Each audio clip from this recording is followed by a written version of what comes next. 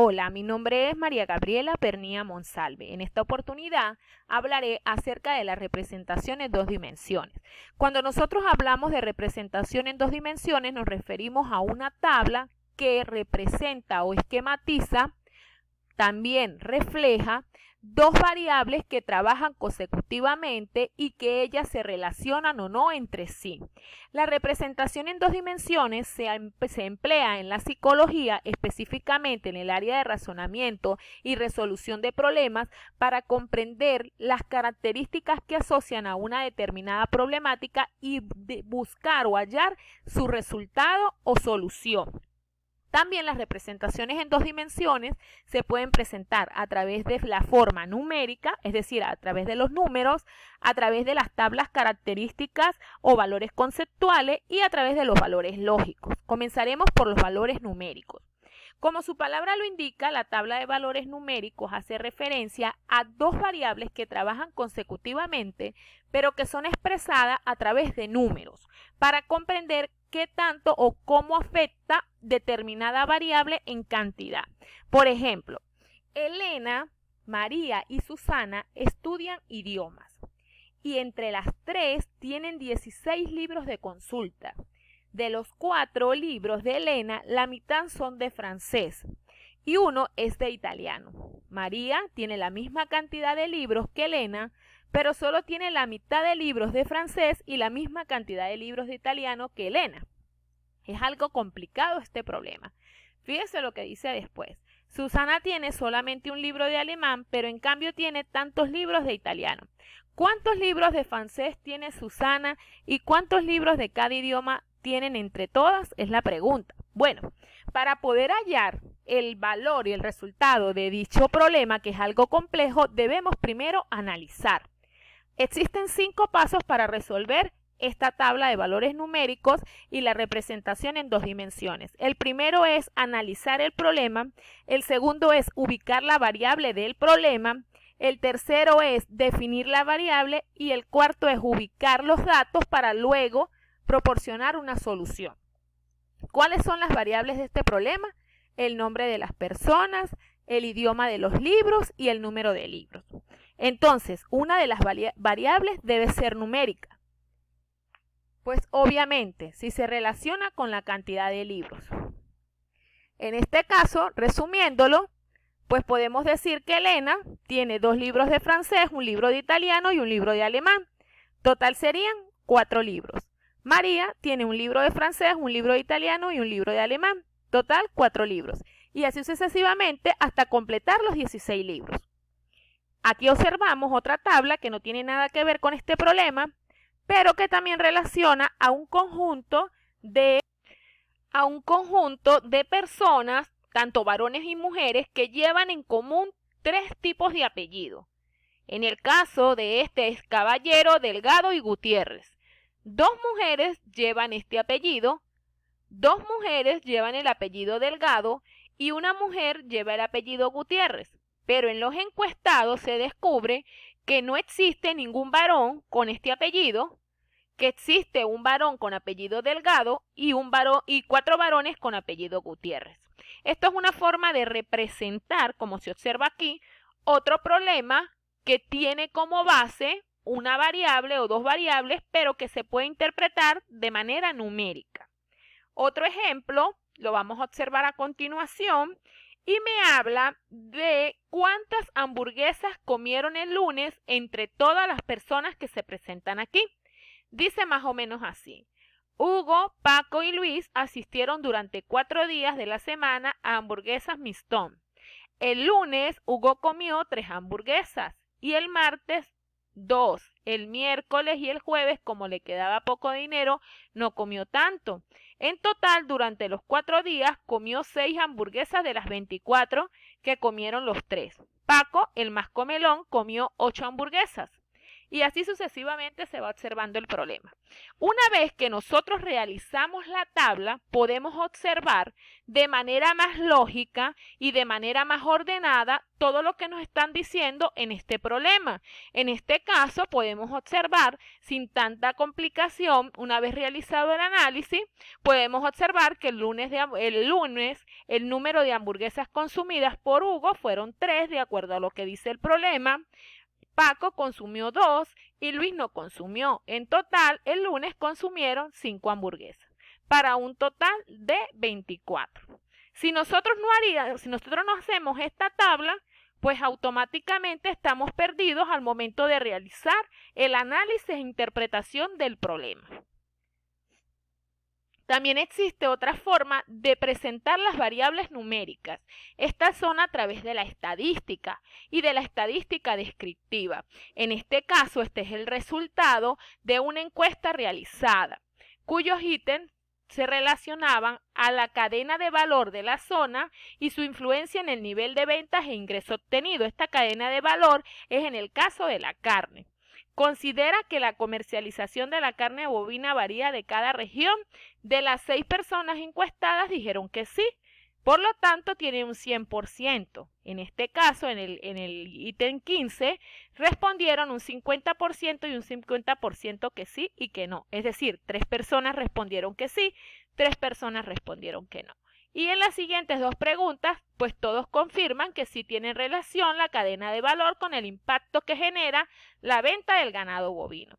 En este caso, una vez realizada la tabla, después de un problema observado, pues sabemos rápidamente qué es lo que ocurre en las entrevistas realizadas y podemos decir que sí existe una influencia directa entre la cadena de valor de la zona y su influencia en el nivel de ventas e ingreso obtenido.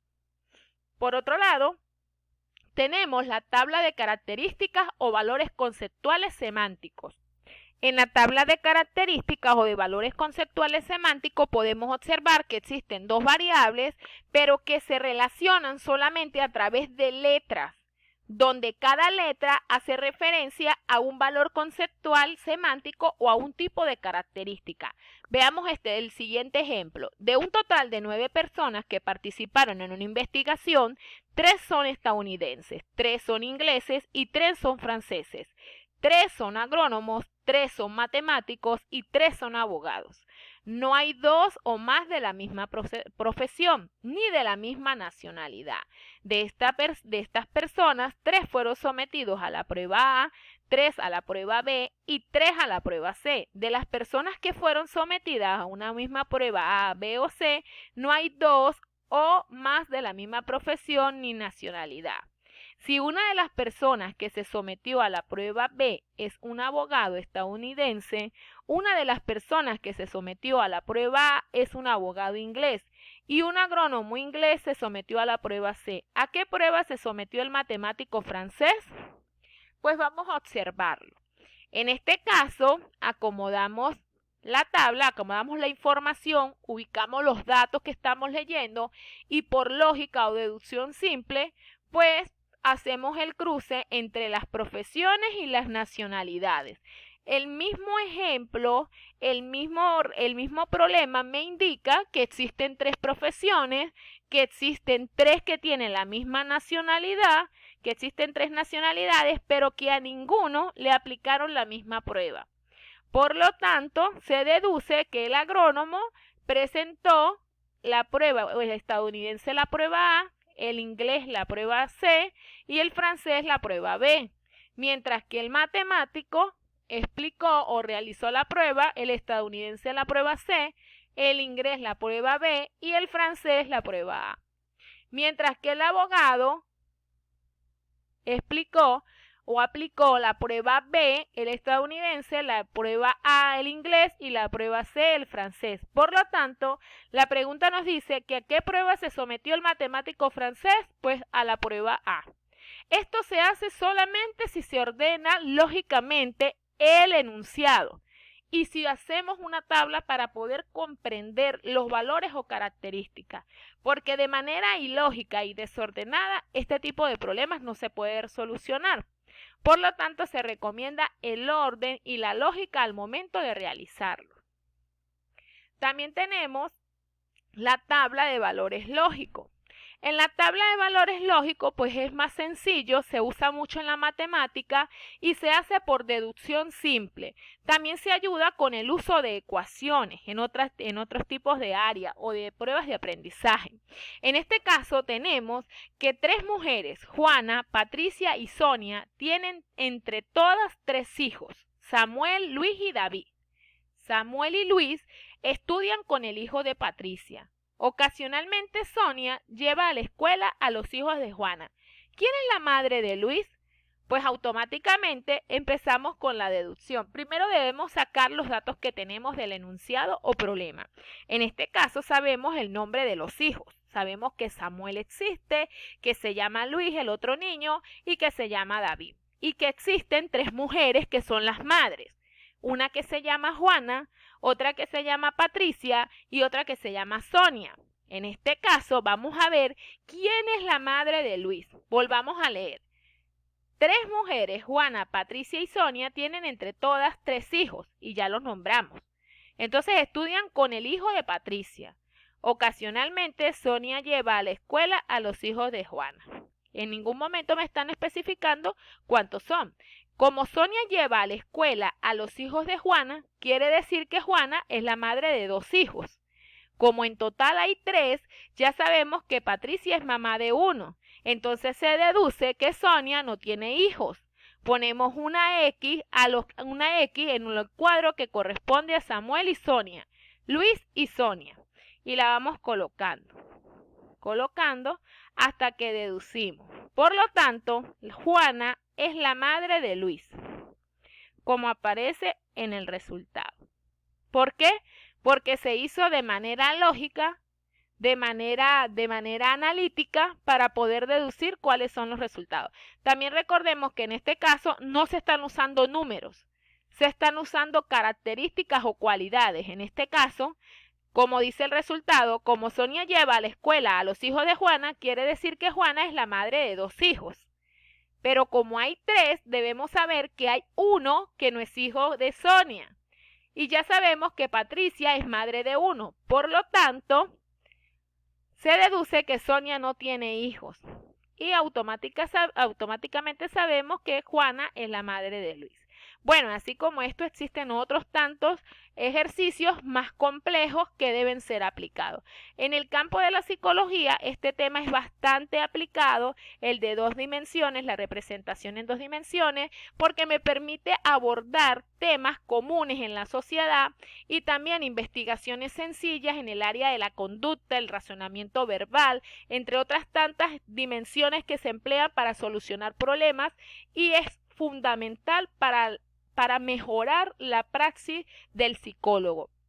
Por lo tanto, la representación en 2 dimensiones se puede decir que es una herramienta eficaz para la solución de problemas, sobre todo cuando se presentan con enunciados complejos donde se amerita deducción y lógica. Gracias, espero les haya gustado mi intervención.